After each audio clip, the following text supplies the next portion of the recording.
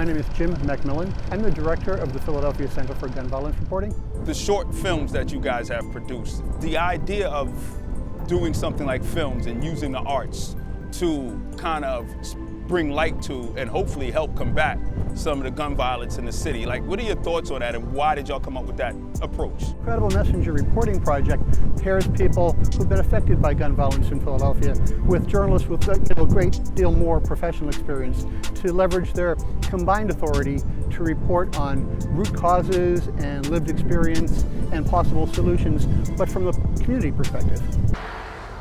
I'm blessed, but on the other side, I'm also angry because I could have been another person.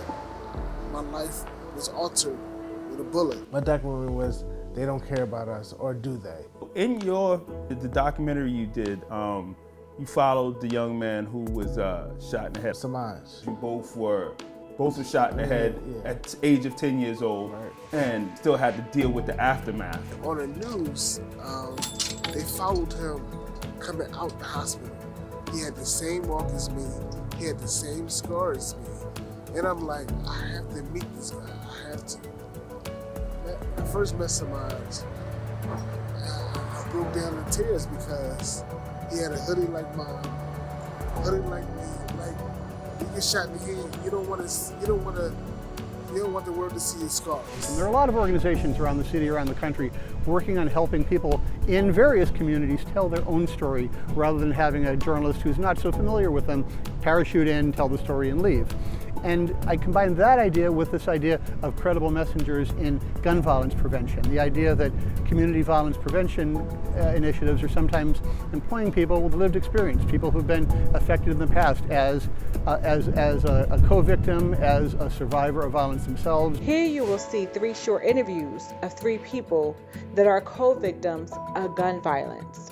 Once the cameras are off and the years pass, these are the long-lasting effects that survivors are left with. So my project that I put together was called Lasting Impact, and it talks about the lasting impact that a murder has on a family, has on the community, has on friends. My son was killed in 2017 during Thanksgiving break, and so I wanted people to see that lasting emotion, like long after the camera stopped reporting, long after they moved on to the next murder, how it still impacts us. My son is no longer here. He was 18 when he was murdered at what I thought was the prime of his life. Graduate from high school, played football, just got accepted into numerous colleges, and it was me and my children against the world, and he was my youngest son and my middle child. So without him, it has truly changed the dynamic of my family. Every project has been absolutely unique, especially in the role of the professional partner or the professional journalist.